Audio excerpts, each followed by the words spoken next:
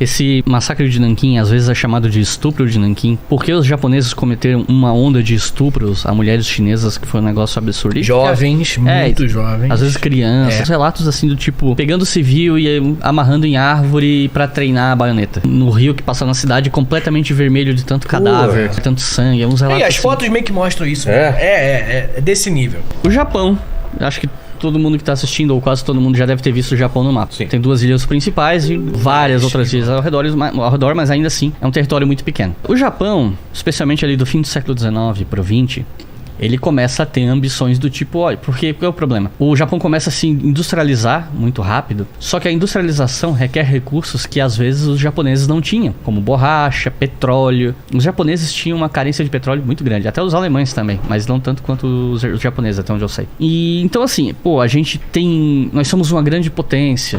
Na cabeça deles, né, os japoneses tinham uma autoestima gigantesca, né? Nós estamos destinados à grandeza, etc, etc. Mas a gente está preso a essa ilha. A gente precisa do quê?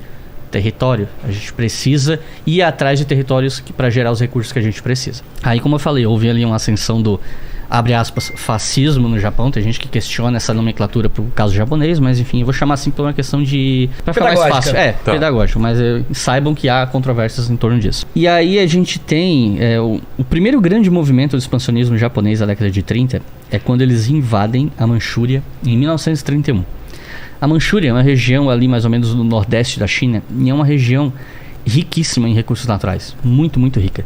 Era exatamente o que o Japão precisava. Criaram um pretexto, invadiram a China, tomaram a Manchúria e transformaram a Manchúria num estado fantoche chamado Manchukuo. Esse país chamado Manchukuo ele existiu até 45. Esse território passou, né, pro lado japonês, lógico que teve muita violência e tal. Mas nem de longe a violência que aconteceu quando os japoneses invadem de novo em 1937. Criam mais uma desculpa e invadem a China. E a gente não quer mais só a Manchúria, a gente quer tudo. E a invasão japonesa em 37 é de uma violência inacreditável. Assim, alguns dos relatos mais grotescos e bárbaros que vocês vão... Se vocês forem procurar sobre isso, vocês têm algum tipo de curiosidade mórbida sobre massacres e crueldade da Segunda Guerra Mundial, se vocês querem fundo, no quão fundo o ser humano vai... Tem, o local, só que tem isso. Mas deem uma procurada no que os japoneses fizeram, especialmente na China, na Coreia, em outros lugares também. Massacre de Nanquim é um evento especificamente traumático aí que até outras fontes usam outras terminologias. Tem gente que chama de estupro de Nanquim, que era a capital da China nesse momento. Isso, né? É realmente hoje a visão que nós temos do Japão, né? A gente vai lá no bagulho, tipo, o cara gosta de Mario, aí o presidente vestido de Mario, né? Que a gente vê na Olimpíada. É uma visão que chega a ser assim, parece que se você fala pra alguém na década de 30 que o que o Japão se tornaria, parece que a pessoa não ia acreditar. Porque o que o Japão fez, né, com a China, com muitos países asiáticos e tal, é realmente uma parada especialmente inacreditável, monstruosa. E tanto que quando acabou a guerra de uma forma traumática com as bombas nucleares, a gente vai falar ainda hoje, foi uma mudança de completa posicionamento mental do povo, dos políticos, do governo, de tudo. O Japão foi de 0 a 100 antes e depois da Segunda Guerra. Entendi. A gente entra nisso depois, mas o ponto esse massacre de Nanquim às vezes é chamado de estupro de Nanquim, porque os japoneses cometeram uma onda de estupros a mulheres chinesas, que foi um negócio absurdo. Jovens, muito jovens. Às vezes crianças e tal. E uns relatos assim do tipo... Pegando civil e amarrando em árvore pra treinar a baioneta. Bizarro. É uma parada que você faria com um saco de areia, coisa assim. Não, pega um fulano ali, ó, bota na árvore, vamos furar. E tem muita foto. O que já vamos deixar claro, é muito pesado. As fotos são muito pesadas, tanto que eu não falei por aqui colocar, porque é realmente inaceitável, assim. Mas... A galera falando assim, no rio que passa na cidade, completamente vermelho de tanto cadáver, tanto sangue, uns relatos. E as fotos meio que mostram isso. É desse nível. Em que ano? 37. 37. Isso, essa invasão, a primeira invasão é 31, aí eles criam a Manchukuo, né? E em 37 você tem a segunda invasão, que agora é tipo, não, a China agora vai ser nossa. E o Japão fica a guerra toda lutando contra a China.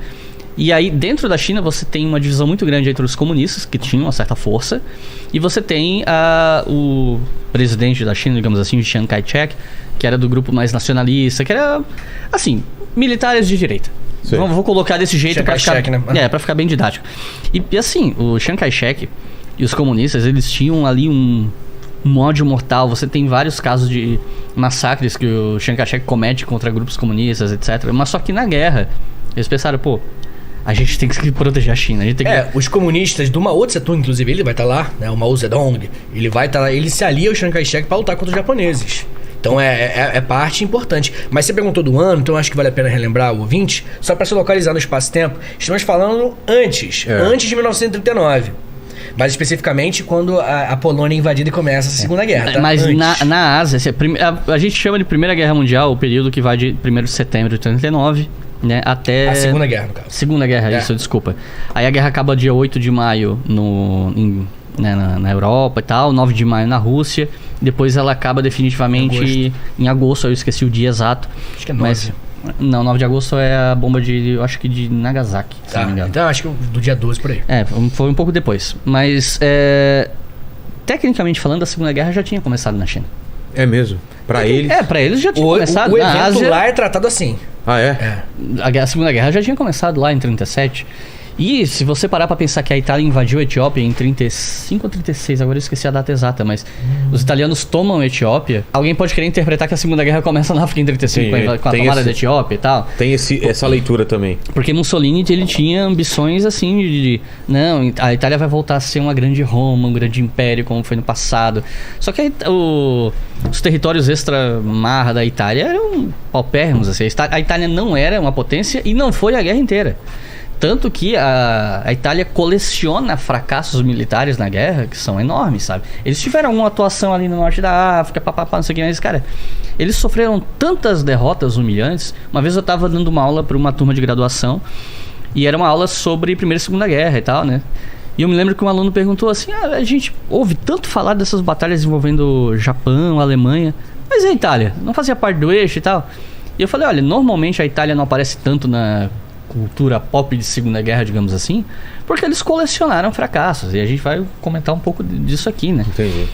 Mas Mussolini queria muito territórios colônias africanas que eram de outros países, especialmente França, Inglaterra. Principalmente França, que é o norte da África. E ele tomou decisões péssimas tentando conseguir esse território. Só que a Etiópia não. A Etiópia, no século XIX, foi o país que conseguiu não ser colonizado. A África inteira foi dividida pelos europeus. A Etiópia não. E os italianos tentaram e sofreram uma derrota humilhante na Batalha de Adwa em 1899, que foi um negócio assim.